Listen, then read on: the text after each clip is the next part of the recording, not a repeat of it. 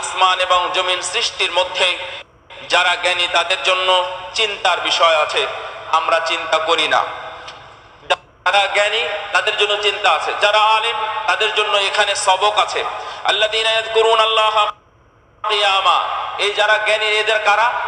যারা আল্লাহকে স্মরণ করে, সর্বদাই আল্লাহকে স্মরণ করে। ওয়া ইয়াতাফাক্কারুনা ফি খালকিস সামাওয়াতি ওয়াল আরদ, এবং এই আসমান জমিন সৃষ্টি বিষয়ে ভাবনা ভাবে। কিভাবে এই আসমানকে আল্লাহ উপরে তুললেন, এই খুঁটিহীন আসমান কিভাবে দাঁড়িয়ে আছে, এই বিশাল বড় বড় পাহাড় সাগরের উপরে কিভাবে আছে, সাগরের মধ্যে পাহাড় কিভাবে আল্লাহ দিলেন, এই চন্দ্রটাকে আল্লাহ কিভাবে তৈরি করেছেন, এত সুন্দর কেন, এইভাবে ভাবনাটা আমাদের ভাবা উচিত। এটা ভাবতে হবে, এটা মুমিনদের ভাবনা। আল্লাযীনা ইয়াযকুরুনাল্লাহা কিয়ামান ওয়া কুউদান ওয়া আলা জুনুবিহিম, যারা দাঁড়িয়ে বসে চলতে ফিরতে এবং শুয়ে বসে সব সময় আল্লাহর স্মরণ করে। এরা হলো ভালো মানুষ, এরা হলো জ্ঞানী মানুষ, এরা হলো আল্লাহর সবচেয়ে কাছের মানুষ। এরা কি চিন্তা করে? আল্লাহর সৃষ্টি সম্পর্কে, আসমান জমিন সৃষ্টি সম্পর্কে ভাবে। শেষে এখানে তারা বলে রব্বানা মা খালাকতা হাযা বাতিলা, এবং এই ভাবনা ভাবতে ভাবতে হঠাৎ তারা মনে বলে উঠে, আল্লাহ এই সৃষ্টি জগতে কোন সৃষ্টি তুমি বেকার সৃষ্টি করো না। সুবহানাল্লাহ, এই সুবহানাল্লাহ বলে কোরআন আয়াত, সুবহানাক ফাকিনা আযাবান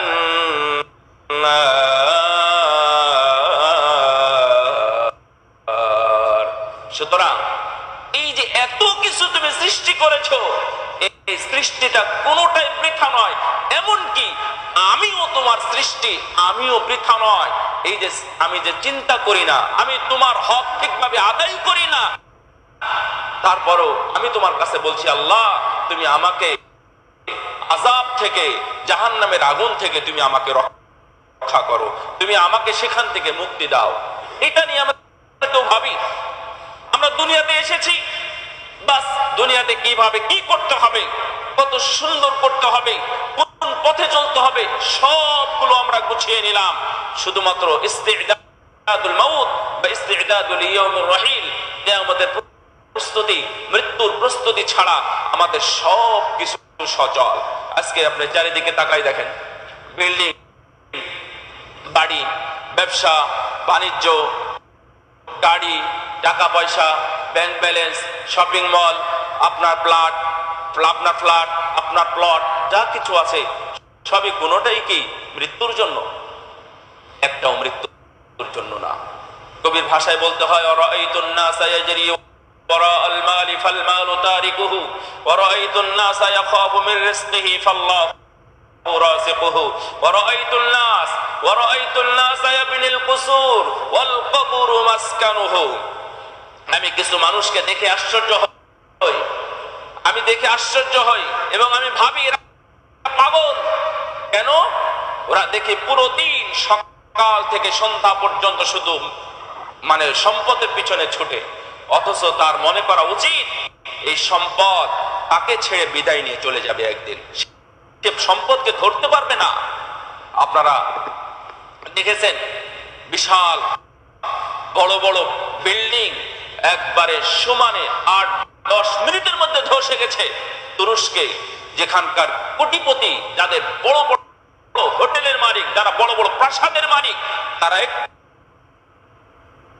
আশ্রয় শিবিরে তাঁবুর তলে গিয়ে তাদের হাতে দামি দামি রোলেক্স ঘড়ি ব্যবহার করত, দামি দামি যেখানে মোবাইল ব্যবহার করত, সেখানে যারা ওই আশ্রয় শিবিরে বসে একটু খাবারের জন্য হাত পেতে আছে। কেন? আল্লাহ এটা দেখিয়েছে, আপনাকেও দেখাতে পারেন।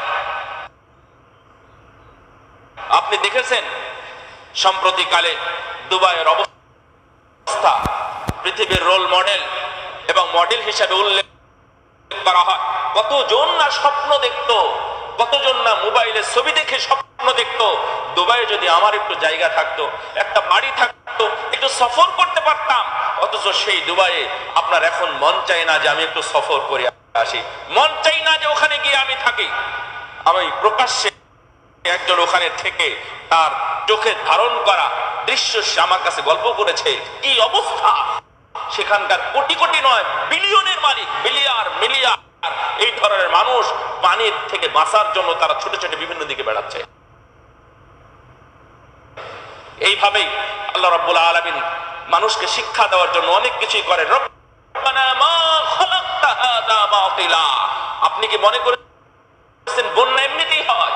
আপনি কি মনে করেছেন এই সাপ বিচ্ছু মশাকে আল্লাহ এমনি সৃষ্টি করেছেন? আল্লাহ রাব্বুল আলামিন এই যে যত ধরনের আযাব এবং গজব দেন, এর মধ্যে মানুষের শিক্ষা আছে, এর মধ্যে মানুষের কিছু কল্যাণ আছে, কিছুটা হলেও কল্যাণ আছে। মানুষ যদি কিছুটা শিক্ষা গ্রহণ করে, আজকে পুরো দুনিয়ায় খাবার নিয়ে আমরা বসে আছি, খাবার নিয়ে বসে আছি।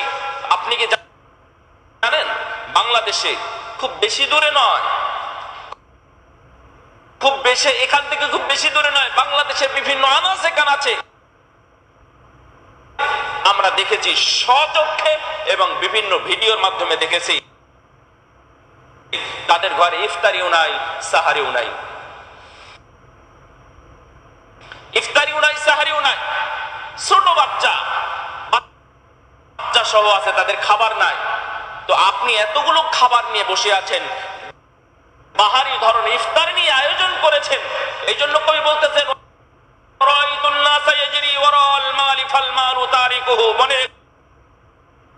সম্পদশালীরা, তুমি যে সম্পদের পিছনে সকাল থেকে সন্ধ্যা পর্যন্ত ঘুরতেছো, এই সম্পদ তোমাকে বিদায় দিয়ে চলে যাবে।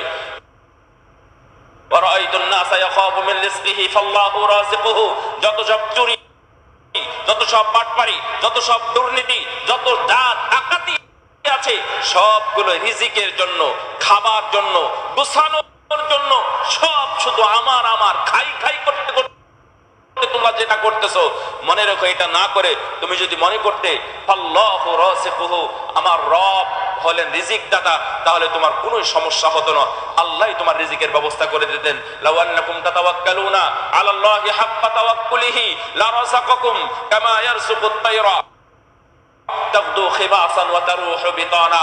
তোমরা আল্লাহর উপর ভরসা যদি করতে, ভরসা করার মতো, তাহলে অবশ্যই তিনি তোমাদের রিজিকের ব্যবস্থা করে দিতেন, যেমন তোমাদের পাখিদের রিজিকের ব্যবস্থা হয়ে যায়।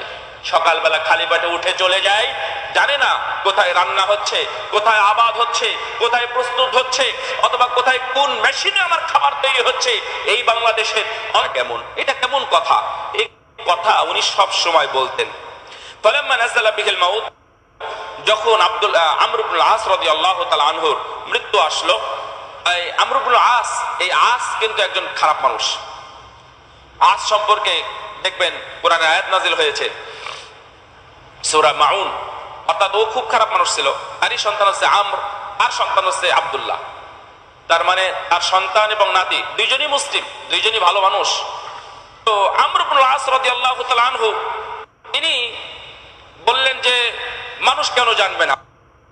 যখন তার মৃত্যুর সময় আসলো, সন্তান বলল, আব্বা আপনার তখন মৃত্যুর সময় এসেছে, মৃত্যুর যন্ত্রণা আপনি অনুভব করতেছেন, আপনি আমাদেরকে একটু বর্ণনা দিবেন, কেমন ফিল করতেছেন আপনি? তখন তিনি বলছেন, ইয়া বুনাই আল মাউতু আজাল মিন আন ইউসাফ,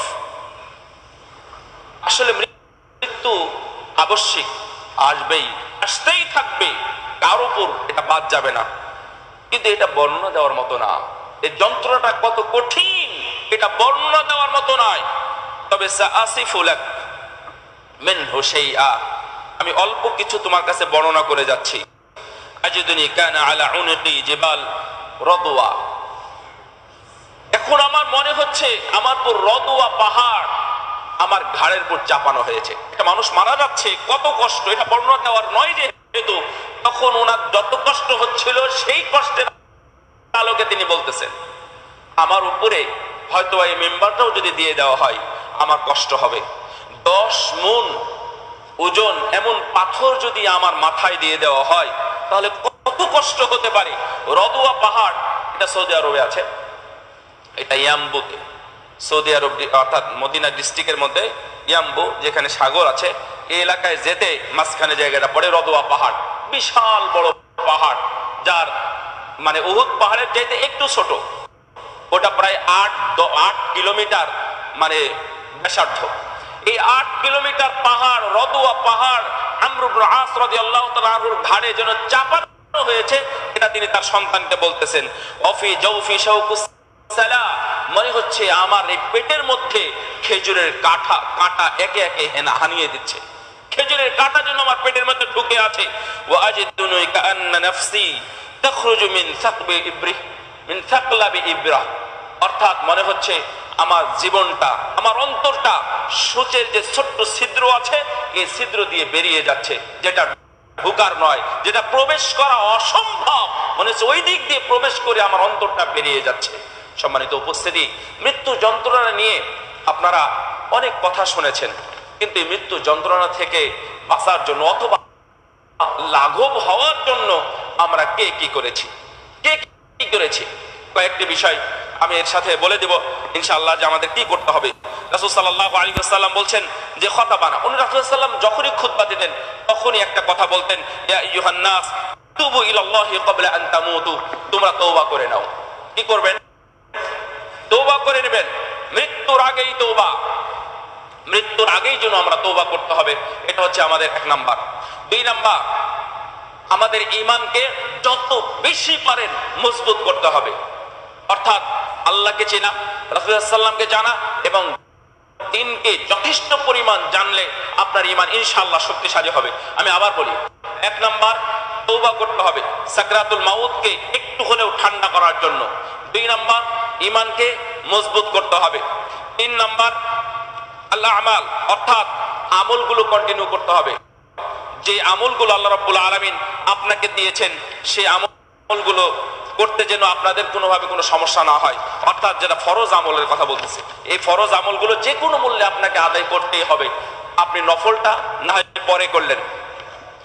রাসূল সাল্লাল্লাহু আলাইহি ওয়াসাল্লাম ইবনে উমর রাদিয়াল্লাহু তাআলা আনহুকে যে কথাটা বলতেন, সেই কথাটা উনি ঘুরিয়ে বলতেন যে লা তাদরি ইয়া আব্দুল্লাহ ফাইন্নাকা লা তাদরি ফাইন্নাকা লা তাদরি ইয়া আব্দুল্লাহ মা ইসমুকা গাদান। তোমরা মৃত্যুর জন্য প্রস্তুতি নাও, মৃত্যুর আগে জীবনকে মূল্যায়ন করো, তোমার অসুস্থতা আসার পূর্বে সুস্থতাকে মূল্যায়ন করো। কেন? তুমি জানো না আগামীকাল তোমার নাম কি হবে। আমার নাম আজকে আছে মুকাররম, আগামীকালকে লাশ। যখন মারা যাব তখন একজন মানুষও বলবে না এখানে আজকে আমি খতিব হিসাবে এসেছি। যখন আমি মারা যাব এখানে যদি লাশটা পড়ে থাকে তাহলে আপনারা বলবেন লাশটাকে বের করার ব্যবস্থা করো। আপনারা কেউ বলবেন খতিবকে বের করো?